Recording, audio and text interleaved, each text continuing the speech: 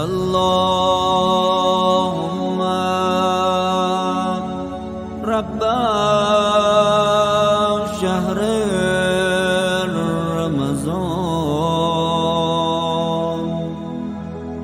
الذي أنزلت فيه القرآن. बिस्मिल्लाहिर्रहमानिर्रहीम. डियर व्यूअर्स, अस्सलामुन अलैकुम. सूरह बकरा आयत 183 में परवरदिगार आलम इरशाद फरमाता है, ओ you believe, fasting is prescribed for you as it was prescribed for those before you, so that you may guard against evil. Viewers, हम देखते हैं कि जैसे ही माह रमज़ान हमारे करीब आता है, हम तमाम के चेहरों पर एक अलग नूर आ जाता है, एक अलग खुशी आती है, ताकि हम जानते हैं ये वो महीना है जो हमें हमारे परवरदिगार से करीब कर देगा. माह रमज़ान का इस्तकबाल हो, माह रमज़ान के रोज़े हो, माह रमज़ान में चैरिटी हो, तिलावत कुरान हो या शब कद्र में अपनी किस्मत का बनना हो, हम तमाम पूरी कोशिश करते हैं कि हम इस महीने से ज़्यादा फ़ायदा उठा सकें. लेकिन आखिर माह रमज़ान की क्या फ़जीलतें हैं? इस माह में हमें क्या करना चाहिए, वो कौन सी चीज़ें हैं जो हमें अवॉइड करनी है, ये तमाम हम जानेंगे हमारे आज के एपिसोड में, ताकि हम माह रमज़ान अल मुबारक का इस्तकबाल भी कर सकें और इस महीने में अपने आप को अपने अल्लाह के करीब भी कर सकें. तो आइए सबसे पहले इस्तकबाल करते हैं सिस्टर सुमैया ज़हरा का. अस्सलाम वालेकुम. वालेकुम अस्सलाम व रहमतुल्लाहि व बरकातुहू. सिस्टर, सबसे पहले हम आपसे यही कहना चाहेंगे कि आपको माह रमज़ान बहुत बहुत मुबारक. आपको भी बहुत बहुत मुबारक हो और तमाम नाज़रीन की खिदमत में भी मुबारकबाद पेश करते हैं. जी सिस्टर, जब भी कोई चीज़ हमें बहुत पसंद होती है तो उसके पीछे काफ़ी सारे रीज़न्स होते हैं. हम जानते हैं इस चीज़ में हमारे लिए फ़ायदा छुपा हुआ है. इसी तरह अगर हम बात करें माह रमज़ान की, तो ये एक ऐसा महीना है जो हमारे लिए बहुत करीब भी है और इसमें बहुत सारी फजीलतें भी हैं. तो हम चाहेंगे आप हमें बताएं. औज़ु बिल्लाहि मिनश शैतानिर रजीम. बिस्मिल्लाहिर रहमानिर रहीम. ला हौला वला कुव्वता इल्ला बिल्लाहिल अलील अज़ीम. सबसे पहले खुदा के शुक्रगुज़ार हैं कि हम सबको दोबारा से तौफ़ीक मिली कि इस माह रमज़ान को दर्क कर सकें, इस माह रमज़ान की अज़मत को समझ सकें. दुआ है कि परवरदिगार आलम इस महीने में हम सबको तौफ़ीक दे कि हम अच्छे से रुश्द कर सकें, इस माह रमज़ान की अज़मत को और अच्छे से समझ सकें इंशाअल्लाह. देखिए, माह रमज़ान में दो वर्ड हैं, एक है रमज़ान और एक है रोज़ा, और दोनों के अलग अलग मतलब है, दोनों की अलग अलग फजीलत है.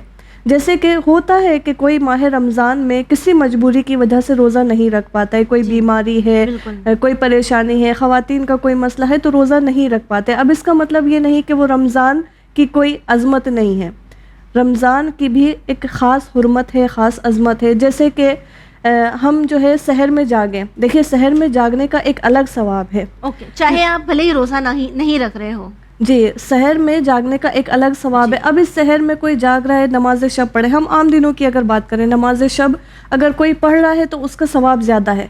अब नमाज शब पढ़े या ना पढ़े, लेकिन सहर में जागने का सवाब अलग है, और अगर नमाज शब पढ़ ली तो उसके सवाब जो है और ज़्यादा है. इसी तरह जैसे मस्जिदुल हराम में कोई हो सकता है कि मस्जिदुल हराम में जाए लेकिन हज अंजाम ना दे. मस्जिदुल हराम में हाजिर रहने का एक अलग सवाब है. अब वहाँ पे वो इबादत अंजाम दे, नमाज पढ़े, हज अंजाम दे, उसका एक अलग सवाब है. इसी तरह से माह रमज़ान को दर्क करने का एक अलग सवाब है. रसूल खुदा सल्लल्लाहु अलैहि वसल्लम की एक बहुत अच्छी रिवायत है कि फरमाते हैं, फ़ज़लुहु अला साइर शुहूर के फ़ज़लिल अहले बैत अला साइर नास. देखिए, बहुत अच्छी तशबीह है हमारे लिए कि बहुत अच्छी मिसाल दी है कि माह रमज़ान, जो भी ये जानना चाहता है कि माह रमज़ान बाकी के उन 11 महीनों पर क्या फ़जीलत रखता है, वो ये जान ले, ये बिल्कुल ऐसा है जैसे अहले बैत अलैहिमुस्सलाम हम आम इंसानों पर बरतरी रखते हैं. अब हम आम इंसान कहाँ और अहले बैत अलैहिमुस्सलाम कहाँ? आप जानती हैं कि अहले बैत अलैहिमुस्सलाम की कितनी फजीलत है. वो मासूम है, गैब पर इल्म रखते हैं, हुज्जत खुदा है, गायब है, और हम आम लोग तो कुछ भी नहीं है. तो जिस तरह से मासूमीन अलैहिमुस्सलाम हम पर बरतरी रखते हैं, इसी तरह से माह रमज़ान बाकी के 11 महीनों पर बरतरी रखता है. एक और रिवायत में है कि ये ना सोचे कि ये मामूली महीना है. बहुत से लोग सोचते हैं कि अगर हम रोज़ा नहीं रख रहे तो ये हमारे लिए मामूली महीना है. चूँकि हमारा माइंडसेट ये बन चुका है ना कि माह रमज़ान के मानी क्या है, रोज़ा रखना है. जी, तो ऐसा नहीं है. آپ قرآن بھی پڑھ سکتے ہیں، دوسرے دعائیں ہیں، مناجات ہیں، کتنی ساری دعائیں ہیں، شب قدر کے اعمال ہیں، ان سب کو ہم انجام دے سکتے ہیں. تو ماہ رمضان کی حرمت کو یہاں پہ رعایت کرنی چاہیے کہ ماہ رمضان کی بھی ایک خاص عظمت ہے. ایک اور روایت میں ہے کہ ایسا نہ ہو کہ ماہ رمضان کو باقی مہینوں کی طرح سمجھو. جیسے کوئی اگر روزہ نہیں رکھ رہا ہے تو سوچے کہ میرے لیے رجب ہو، شعبان ہو، رمضان ہو، میرے لیے کوئی فرق نہیں. جی ایک اور حرمت ماہ رمضان کی یہ ہے کہ تمام آسمانی کتابیں ماہ رمضان میں نازل ہوئی ہیں. صحف ابراہیم پہلی رمضان کو حضرت ابراہیم علیہ السلام پر نازل ہوئی تھی. توریت حضرت موسیٰ پر 6 رمضان کو نازل ہوئی ہے. انجیل حضرت عیسیٰ پر 13 رمضان کو نازل ہوئی تھی. زبور جو کہ وحی الہی کا ایک مجموعہ ہے، یہ 18 رمضان کو حضرت داؤد علیہ السلام پر نازل ہوا تھا. اور قرآن جو کہ بہترین آسمانی کتاب ہے، وہ رسول خدا صلی اللہ علیہ وآلہ وسلم پر اس روایت کے مطابق 23 رمضان کو نازل ہوئی تھی. تو ماہ رمضان آسمانی کتابوں کا نزول کا مہینہ ہے. بالکل ٹھیک. اور یہی ہمیں یہ پیغام میں ملتا ہے کہ کس طرح اس مہینے میں قرآن مجید کی تلاوت کرنا بھی کتنا بڑا ثواب رکھتا ہے. جی بالکل. اور ایک اور جو خاص حرمت ہے ماہ رمضان کی، جو کہ ایک حدیث میں بہت اچھا بیان کیا گیا ہے کہ آپ جانتے ہیں ماہ رمضان کا کچھ تو ابتدا ہے، کچھ درمیان ہے، کچھ آخر کا ہوتا ہے. اس حدیث میں بیان کیا گیا ہے شہر اولہ رحمہ، یعنی اس ماہ رمضان کا پہلا یعنی ابتدا رحمت ہے، ووسطہ مغفرہ، اور درمیان جو ہے مغفرت ہے، وآخرہ الاجابہ والعتق من النار، اور آخر میں اجابت دعا اور جہنم سے رہائی ہے. بہت اہم ہے. ایک اور دعا ہے جو شیخ عباس قمی نے مفاتیح الجنان میں نقل کی ہے. بہت اچھی دعا ہے کہ بہت سارے لوگ اس کو پڑھتے بھی ہیں. یہ 2 سے 3 لائن ہی ہے، لیکن اس دعا کا ترجمہ دیکھیے کہ پہلی لائن میں ہے اللہم سلمنی من رمضان، کہ ہم دعا کر رہے ہیں کہ پروردگار ہم کو ماہ رمضان میں سالم قرار دینا. ہوتا ہے بیماری آ جاتی ہے، تو ہم یہاں پہ دعا کر رہے ہیں کہ ہمیں کوئی بیماری نہ آئے، ہم زندہ رہیں، ماہ رمضان کے آخر تک ماہ رمضان کو درک کریں، صحت یافتہ ہو. جی. پھر اگلے جملے میں دیکھیے سلم رمضان علی. میں نے ایک بزرگ سے اس کی تفسیر بھی پوچھی تھی، لیکن ترجمہ سنیے کہ اس کا ترجمہ ہے رمضان کو سالم قرار دینا میرے لیے. اب کیوں سالم قرار دینا؟ رمضان کو کوئی ٹھیس پہنچے گا؟ جی بالکل. اگر کوئی انسان گناہ انجام دے گا، اس کا مطلب یہ کہ اس نے رمضان کو ٹھیس پہنچائی ہے. اگر کوئی غیبت کرے گا، تہمت لگائے گا، جھوٹ بولے گا، گالیاں دے گا ماہ رمضان میں، اس کا مطلب یہ کہ اس نے ماہ رمضان کو ٹھیس پہنچائی ہے. یعنی صرف ہمارے قلب کو نہیں داغدار کرتا ہے، بلکہ ماہ رمضان پہ بھی اس کا اثر ہوتا ہے. جی. تو اس میں یہی ہم کہہ رہے ہیں کہ ماہ رمضان، ہم دعا کر رہے ہیں کہ ماہ رمضان کو کوئی ٹھیس نہ پہنچے. دیکھیے 2 چیزیں ہیں. ایک وقت ہم جو ہے جیسے مسجد الحرام میں گئے ہیں، ہم نے نماز پڑھی، ہمیں ہماری نمازوں کا 1000 برابر ہمیں ثواب ملا. ایک وقت ہم دعا کر رہے ہیں کہ ہم مسجد الحرام میں کوئی غلط کام نہ کریں. اگر ہم نے غلط کام کیا، اس کا مطلب یہ کہ ہم نے مسجد الحرام کو ٹھیس پہنچائی ہے. جیسے کوئی مسجد الحرام میں بیٹھ کے غیبت کرے، تہمت لگائے، یا کسی کو بری نگاہ سے دیکھنا، اس کا مطلب یہ ہے کہ ہم مسجد الحرام کو ٹھیس پہنچا رہے ہیں. اب اس دعا کا تیسرا حصہ ہے وَتَسَلَّمْهُ مِنِّي مُتَقَبِّلًا. جی. دیکھیے ایک وقت ہوتا ہے کہ ہمارے پاس کوئی امانت ہے، اس امانت کو ہم جو ہے صحیح و سالم صاحب امانت تک لوٹاتے ہیں. اسی طرح سے یہاں پہ ہم دعا کر رہے ہیں کہ ہم جو عمل انجام دے رہے ہیں، جو کام انجام دے رہے ہیں، یہ صحیح و سالم پروردگار عالم تک پہنچا سکے. جی. لہٰذا یہ بہت اہم نقطہ ان دعا میں بیان کیا گیا ہے کہ ہم سب کو چاہیے کہ اس کو رعایت کریں ماہ رمضان میں. ایک واقعہ ہے کہ ہارون الرشید کا بیٹا ابن عیسیٰ ابن رشید، جو کہ مامون کا بھائی تھا، یہ جو ہے بہت غلط کام انجام دے رہا تھا اور بہت غلط کام انجام دیتا تھا. جب ماہ رمضان آیا تو لوگوں نے آ کے اسے مبارکباد دی کہ مبارک ہو. یہ کہتا ہے کس چیز کی مبارک؟ تو لوگوں نے کہا کہ ماہ رمضان کا چاند نظر آ گیا ہے. اب یہ کہتا ہے کہ اس میں کون سی مبارک کی بات ہے، کیونکہ اسے یہ ہوا کہ اب میں گناہ انجام نہیں دے سکوں گا. تو یہ بہت غصے میں چاند کی طرف دیکھتا ہے اور کہتا ہے کہ اگر میں خلیفہ بنا، میں سب سے پہلا کام یہ کروں گا، تجھے کیلنڈر سے مٹاؤں گا. چاند کو بولنے لگا. مطلب یہ کہ میں روزہ رکھنا، یہ جو عبادت ہم انجام دیتے ہیں، ان کو ختم کرواؤں گا. اور اس روایت میں لکھا ہے کہ ٹھیک اگلے جمعے کو یہی واصل جہنم ہو گیا. یعنی یہ چاہ رہا تھا کہ کیلنڈر سے ماہ رمضان کو مٹائے، لیکن یہ خود ہی کیلنڈر میں سے مٹ گیا. تو یہ کہ ماہ رمضان کی بہت خاص حرمت ہے کہ ہمیں چاہیے کہ اس ماہ کی عظمت کو بہت اچھے سے سمجھے. اب بہت سے لوگ آہ بھری سانسیں لیتے ہیں کہ ہم تو روزہ سے نہیں ہیں تو یعنی ہم ماہ رمضان کو درک نہیں کر سکتے, اب ہم کیا کریں. جی, جبکہ قرآن پڑھنے کا ایک الگ ثواب ہے, عبادت انجام دینے کا الگ ثواب ہے.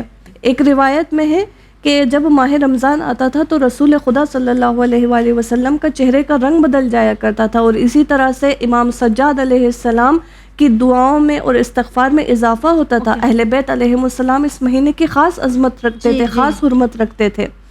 تو ضروری ہے کہ اس مہینے کی عظمت کو سمجھا جائے. امام سجاد علیہ السلام کے ایک جملے میں ہے, ایک دعا میں ہے, صحیفے سجادیہ میں ہے یہ دعا, کہ فرمایا کتنا خوش قسمت ہے, کتنا باسعادت ہے, کتنا کامیاب ہے وہ شخص جو اس مہینے کی عظمت کو سمجھ سکے, اس مہینے کی حرمت کا خیال رکھے.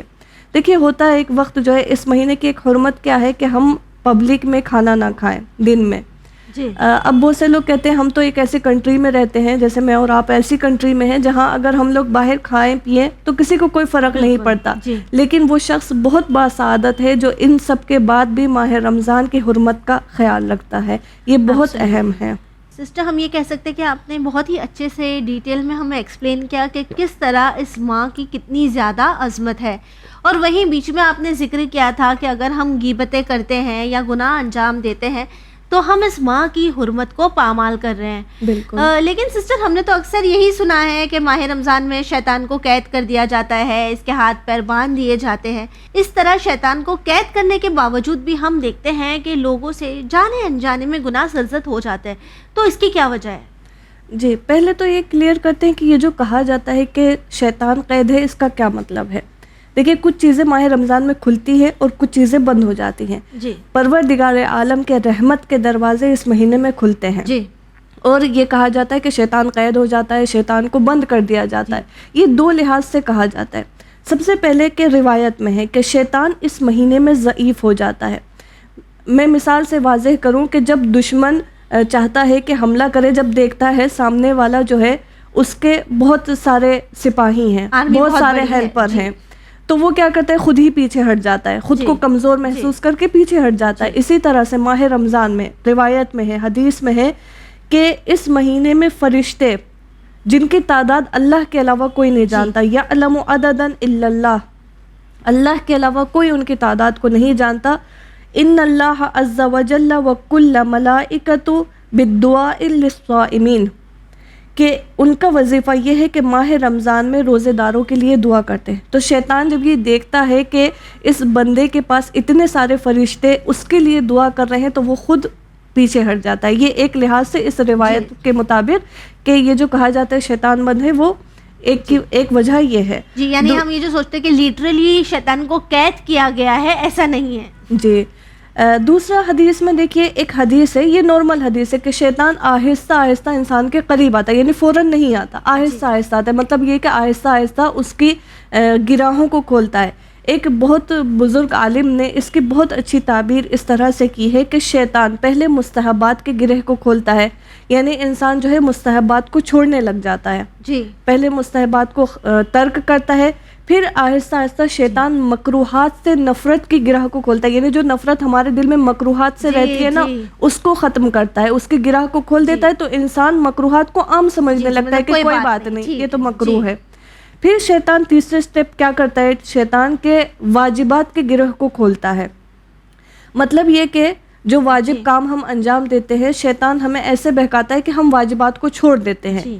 چوتھا اسٹیپ ہے کہ وہ حرام سے جو نفرت ہے ہمارے دل میں, حرام سے جو ہم نفرت کرتے ہیں اس کو ختم کرتا ہے کہ انسان حرام کی طرف چلا جاتا ہے. یہ قرآن میں بھی ہے کہ شیطان جو ہے آہستہ آہستہ آتا ہے. اب اسی وجہ سے انسان جو ہے ماہ رمضان میں کیا کرتا ہے, عبادت زیادہ انجام دیتا ہے, قرآن پڑھتا ہے, مسجدوں میں جاتا ہے, بہت سارے نیک اعمال انجام دیتا ہے, تو شیطان قریب ہی نہیں آ پاتا. کیونکہ ہم نے ہر چیز کے گرہ کو ٹائٹ کیا ہوا ہے, وہ گرہوں کو کھول ہی نہیں پاتا ہے. اب کیونکہ وہ گرہ کو نہیں کھول پا رہا ہے تو اس کا مطلب یہ کہ اس کے ہاتھ بندھے ہوئے ہیں, وہ کھول ہی نہیں پا رہا ہے ان کو. سسٹر, جس طرح آپ نے کہا کہ جب ہم نیک اعمال انجام دیتے ہیں, قرآن مجید کی تلاوت کرتے ہیں, اچھے کام کرتے ہیں, روزے رکھتے ہیں, نمازیں پڑھتے ہیں, ہر وہ چیز کرتی ہے جو ہمیں پروردگار عالم سے قریب لے کر جاتی ہے, ہمارا رشتہ اللہ سے مضبوط ہونے لگتا ہے. لیکن پھر بھی بہت افسوس کے ساتھ یہ کہنا پڑتا ہے، ہم ہر کسی کی بات نہیں کرتے، عام انسان کافی بار اپنی زندگی میں جانے انجانے میں ان چیزوں کو کر دیتا ہے کہ ہم پھر بھی، شیطان بھلے ہی قید ہے یا ہم سے دور ہے ہم کہیں، لیکن ہم سے گناہ انجام ہو جاتے ہیں، ہم گناہ کو انجام دیتے ہیں. کسی نے روزہ نہیں رکھا، اس پہ طنز کر دیا، گھر میں ہماری ممی نے کھانا بنایا، اس میں سے برائی نکال دی، کسی کی مدد کر سکتے ہیں لیکن پھر بھی نہیں کریں گے، ارے ہم تو تھک گئے، ہم بھی تو روزہ ہے، ٹھیک ہے. یا کہیں مدرسہ جا رہے بیٹھ کر غیبت ہو گئی، ٹھیک ہے، یا کہیں کسی کو دھکا مار دیا. ایسے چھوٹے چھوٹے گناہ ہیں جو پھر بھی ہو جاتے ہیں، تو اس کی کیا وجہ ہے؟ اس کا جواب تو خود قرآن مجید میں ہے، سورہ زخرف کی آیت نمبر 36. پہلے ایک مثال سے واضح کروں کہ جیسے میں اور آپ کہیں پہ چل رہے ہیں اندھیری جگہ پہ، اب ہمارے پاس جو ٹارچ ہے اس کا نور اگر بہت زیادہ ہوگا تو کوئی چور آ کے چوری نہیں کر پائے گا. لیکن اگر ہمارے پاس جو ٹارچ ہے اس کا نور بہت کم ہوگا تو چور جو ہے آسانی سے چوری کر سکتا ہے. تو سورہ زخرف کی آیت نمبر 36 میں دیکھیے، جس کے زندگی میں بھی خدا کا نور ہلکا ہوگا، کم رنگ ہوگا، شیطان اس کے ایمان کو چوری کرے گا اور اس کے قریب آئے گا، اس کے ساتھ رہے گا.